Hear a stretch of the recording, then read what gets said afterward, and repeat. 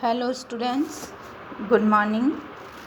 Last class में हमने electrophilic aromatic substitution mechanism को एक्सप्लेन किया था कि एरोमेटिक कंपाउंड्स जो होते हैं वो इलेक्ट्रोफिलिक सब्स्टिट्यूशन रिएक्शन देते हैं और उनमें एरिनियम आयन का फॉर्मेशन होता है। उसकी मैकेनिज़्म को हमने स्टडी किया था। इलेक्ट्रोफिलिक सब्स्टिट्यूशन रिएक्शन को समझने के लिए हम एक एग्जाम्पल लेते हैं, नाइट्रेशन ऑफ बेंजीन। हम इसमें बेंजीन का नाइट्रेशन कराते हैं। इस रिएक्शन के थ्रू हम ये एक्सप्लेन करेंगे कि ये कैसे जो ये रिएक्शन है वो एरिनियम आयन मैकेनिज़्म के थ्रू कंप्लीट होती है। नाइट्रेशन ऑफ बेंजीन की रिएक्शन में इलेक्ट्रोफाइल जो होता है वो नाइट्रोनियम आयन होता है, NO2+। नाइट्रोनियम आयन जो होता है वो इलेक्ट्रोफाइल की तरह बेंजीन रिंग पर अटैक करता है और उस पर सब्स्टिट्यूशन शो करता है। ये जो नाइट्रोनियम आयन बनता है ये नाइट्रिक एसिड और सल्फ्यूरिक एसिड की रिएक्शन के थ्रू बनता है। इस रिएजेंट्स में नाइट्रिक एसिड जो होता है वो बेस की तरह बिहेव करता है और sulphuric acid acidic nature show करता है। जो नाइट्रिक एसिड होता है वो सल्फ्यूरिक एसिड से प्रोटॉन आयन को एक्सेप्ट करता है। सल्फ्यूरिक एसिड जो होता है वो स्ट्रॉन्गर एसिड होता है नाइट्रिक एसिड के कंपैरेटिव, इसीलिए दोनों का बिहेवियर यहाँ पर अलग हो जाता है। जब नाइट्रिक एसिड सल्फ्यूरिक एसिड से प्रोटॉन एक्सेप्ट करता है तो वो प्रोटोनेटेड नाइट्रिक एसिड का फॉर्मेशन करता है। वो protonated nitric acid nitronium ion का प्रोडक्शन करता है और ये जो नाइट्रोनियम आयन होता है ये बेंजीन रिंग पर अटैक करता है और उसके पाई क्लाउड को डिस्ट्रॉय कर देता है और उसके पाई क्लाउड से एरिनियम आयन का फॉर्मेशन होता है जो कि स्लो स्टेप होती है।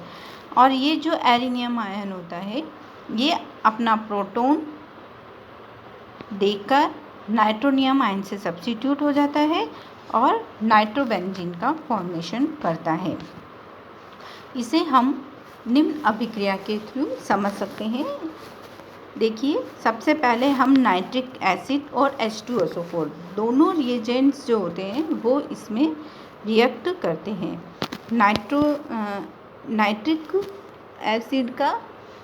नाइट्रिक एसिड में जो इसका ब्रेक होता है बॉन्ड का वो NO2 और OH होता है। ये H2SO4 से प्रोटॉन एक्सेप्ट करता है और प्रोटॉन एक्सेप्ट करके इसमें H2O बाहर निकल जाता है। सल्फ्यूरिक एसिड जो होता है वो HSO4- बनाता है और वो NO2+ नाइट्रोनियम आयन इलेक्ट्रोफाइल का फॉर्मेशन करता है। देखिए, नाइट्रिक एसिड किस प्रकार से प्रोटॉन एक्सेप्ट करता है, जो कि हम सेकंड रिएक्शन में देखते हैं।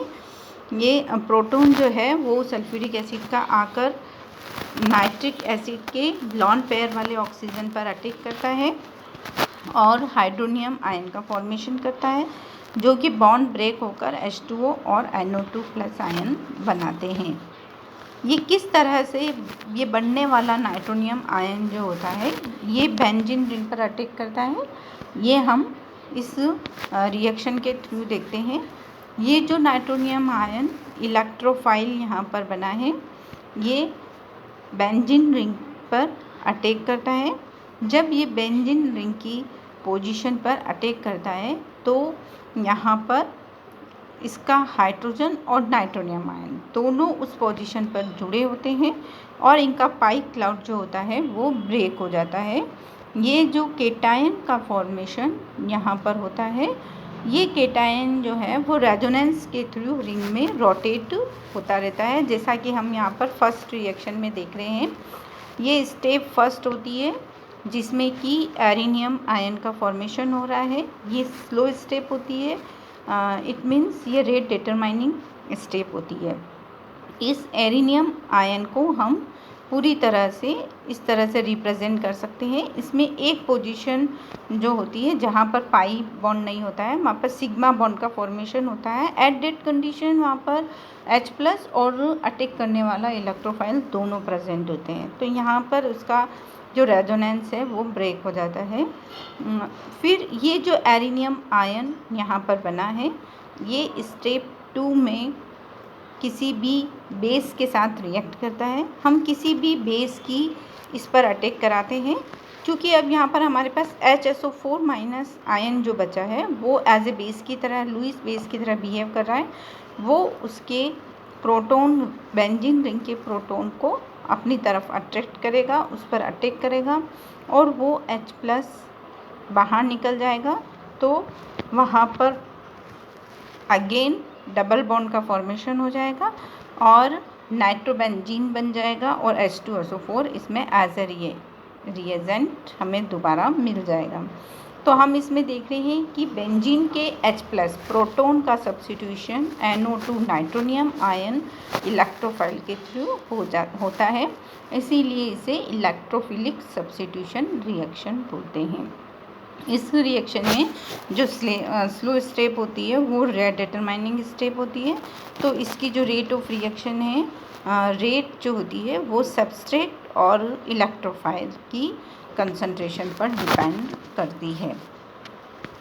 इसमें हम देखते हैं कि जो एरिनियम आयन बनता है उसे हम सिग्मा कॉम्प्लेक्स इंटरमीडिएट आयन भी कहते हैं।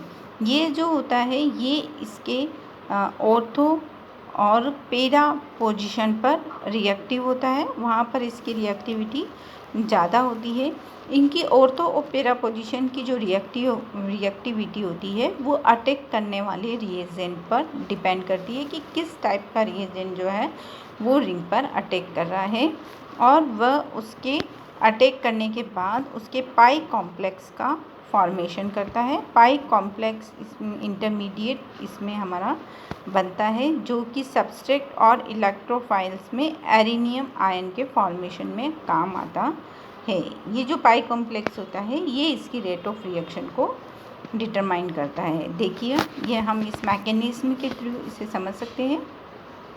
जब इलेक्ट्रोफाइल बेंजीन रिंग पर अटैक करता है तब वह उसके साथ पार्शियल बॉन्ड का फॉर्मेशन कर रहा होता है।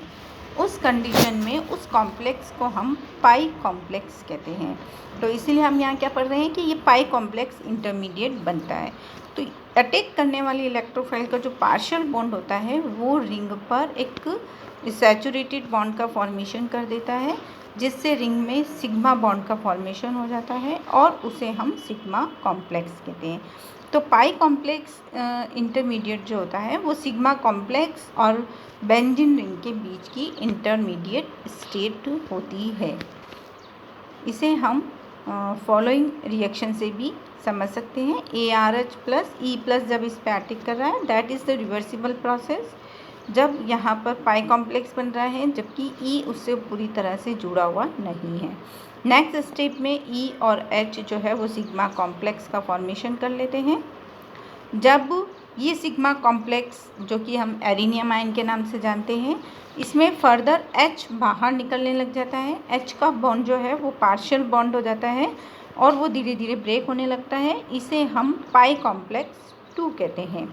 और जब इस पर बेस अटैक करता है तो ये पार्शियल H+ वाला जो बॉन्ड है वो पूरी तरह से ब्रेक हो जाता है और बेस के साथ ये बाहर निकल जाता है। तो इसमें पाई कॉम्प्लेक्स और सिग्मा कॉम्प्लेक्स दोनों का इसमें फॉर्मेशन होता है।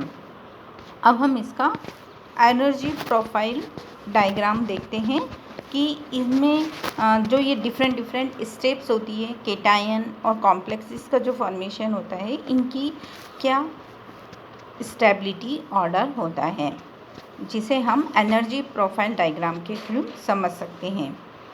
देखिए, सबसे पहले हमारा रिएक्टेंट होता है जो कि स्टेबल कंडीशन में होता है। रिएक्टेंट पर जब इलेक्ट्रोफाइल अटैक करता है तो वो जो इलेक्ट्रोफाइल है वो एक्टिवेशन एनर्जी के बैरियर को क्रॉस करता है और इलेक्ट्रोफाइल उसके साथ पार्शियल बॉन्ड का फॉर्मेशन करता है। ये जो पार्शियल बॉन्ड इसका बनता है इसे हम फर्स्ट ट्रांजिशन स्टेट कहते हैं या फर्स्ट सिपाही कॉम्प्लेक्स हम इसे कहते हैं, जो कि बहुत ही अनस्टेबल कंडीशन में होता है, इसीलिए ये सबसे ऊपर बना हुआ है जिसे हम देख रहे हैं यहाँ पर। फिर जब ये इलेक्ट्रोफाइल जो होता है वो रिंग के साथ स्टेबल बॉन्ड बना लेता है, इसे हम सिग्मा कॉम्प्लेक्स कहते हैं और ये बहुत ही स्टेबल कंडीशन होता है। इसे हम एरिनियम आयन कॉम्प्लेक्स भी कहते हैं। देखिए इसकी स्टेबिलिटी फर्स्ट ट्रांजिशन स्टेट से ज़्यादा है। देन किसी भी बेस के रिएक्शन पर H का जो बॉन्ड होता है वो वीक होने लगता है और वो नेक्स्ट सेकंड ट्रांजिशन स्टेट पर चला जाता है। उस सेकंड ट्रांजिशन स्टेट की स्टेबिलिटी सिग्मा कॉम्प्लेक्स से कम होती है, इसलिए वो और हाई पीक इसमें शो करता है। फर्दर हाइड्रोजन जो होता है वो बाहर निकल जाता है और एक स्टेबल प्रोडक्ट का इसमें फॉर्मेशन होता है। प्रोडक्ट की स्टेबिलिटी हमेशा ज़्यादा होती है क्योंकि ये एक एक्सोथर्मिक रिएक्शन है, तो इसमें इसकी स्टेबिलिटी ज़्यादा होती है, तो ये रिएक्टेंट से भी नीचे उसमें एनर्जी डायग्राम में शो होता है। तो इस एनर्जी प्रोफाइल डायग्राम को देखकर हम ये देखते हैं कि जो टू ट्रांजिशन स्टेट होती है वो सबसे ज़्यादा अनस्टेबल होती है। इसमें दो पीक्स हमें इसमें मिलती है या हम कह सकते हैं दो हम्प हमें इसमें मिलते हैं जो कि दो ट्रांजिशन स्टेट को शो करते हैं और साथ ही उनकी अनस्टेबिलिटी को शो करते हैं। एक इसमें इंटरमीडिएट फेज़ होती है जो एरिनियम आयन के थ्रू शो होती है, जिसे हम जो कि स्टेबल फेज़ में होती है, और फिर प्रोडक्ट जो होता है वो इसमें सबसे ज़्यादा स्टेबल फेज़ में होता है।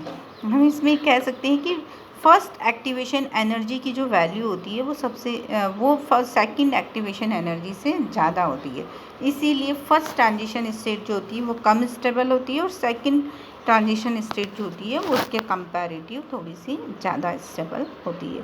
तो इस तरह से हम नाइट्रोबेंजीन के एग्जाम्पल के थ्रू इसकी ट्रांजिशन स्टेट और इंटरमीडिएट फेज़ दोनों को अच्छे से समझ सकते हैं। इसके आगे हम नेक्स्ट क्लास में स्टडी करेंगे।